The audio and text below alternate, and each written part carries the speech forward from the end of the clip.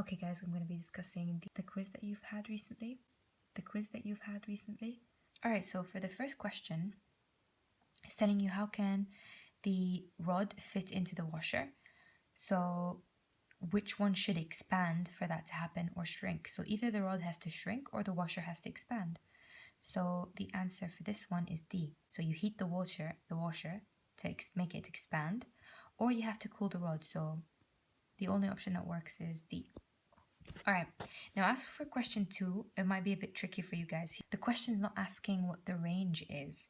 It's telling you what's the difference between the two fixed points. Fixed means it doesn't change. No matter what it is, it's never going to change. So it's always going to be 100. It's always going to be, this is the lower fixed point, this is the higher fixed point. In every thermometer, it's always 100 Celsius. So that's a tricky question. I think most of you thought it was the range and put this as the answer, but this is the answer.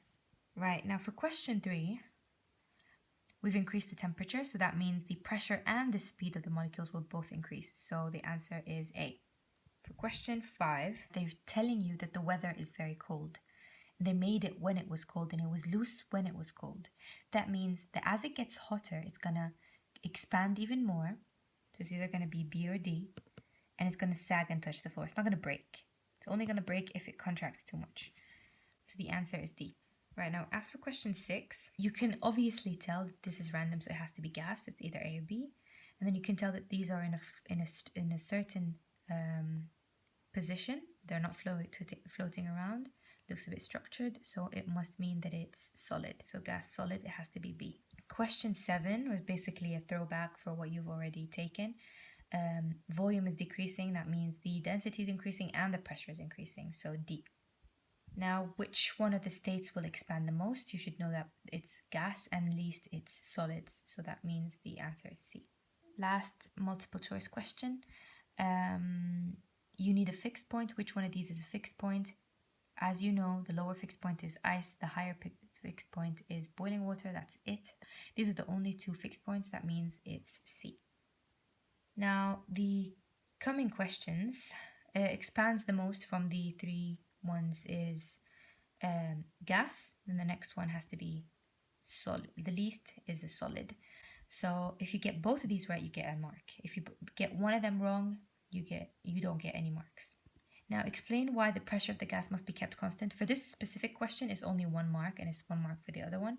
So why does the pressure have to be constant? It's because if it's not, it's going to affect the volume. That's all you have to say, is that any change in pressure will also have a change in volume. So you're only trying to focus on the relationship between pressure and temperature. Obviously you want the experiment to be fair, but that's not enough. You need to also say that if you change, why would keeping the pressure constant make this a fair test? That's what you have to answer. So you have to say the pressure. If the pressure changes, the volume also changes. So which 2 properties of the alcohol make it suitable for this thermometer? I suggest you open the mark scheme and see all the different things that you can say. So most of you said that it's linear, although the mark scheme does not really accept that you just say that it's linear. You have to explain what you mean by linear. So you have to say that it expands uniformly. It's a bit better. Saying that it has a good range also can be not enough. So you can say that it remains liquid over required range, or has a low freezing or melting point. Some of you did get that right. And you can also say that it expands more than glass, which is obviously something that is required of a liquid for a thermometer. So two changes in a thermometer to make it more sensitive. There are only 2 options. Either you increase the bulb or you reduce the size of the tube. So these 2 are the only options. So why is it an advantage for the glass surrounding the bulb to be thin?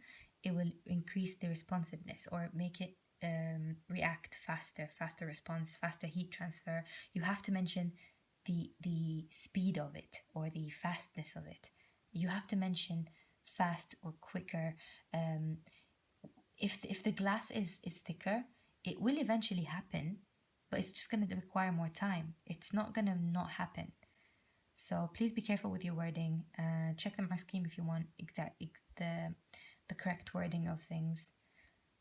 Because sometimes even if you have the right answer but you word it in a wrong way, it's not going to be accepted.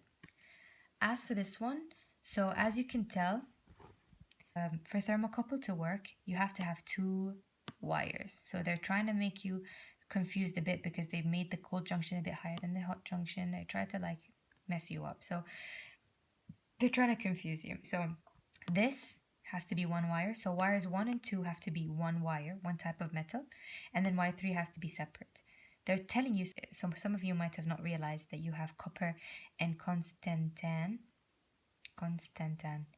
Copper and constantan. I don't even know what constantan is, but you don't need to. You don't need to either. So you just have to know that these are the two types of metals. Wire 1 and wire 2 have to be one of these metals, and wire 3 has to be the other one. So it's either copper, copper, constantan, or constantan, constantan, copper. That's the only way you will get the mark. So what type of meter is used? It's either a voltmeter or a galvanometer. Most of you got that right. So one advantage of using a thermocouple for measuring temperature, there's a whole list in the mark scheme of things that you can say, but basically it has a rapid response, a high and low temperature, a really good range. These are just a few of the advantages. I suggest you open the mark scheme and check your answers. And we're done. That's it. These are the only two. And it's saying a range, a good, it's for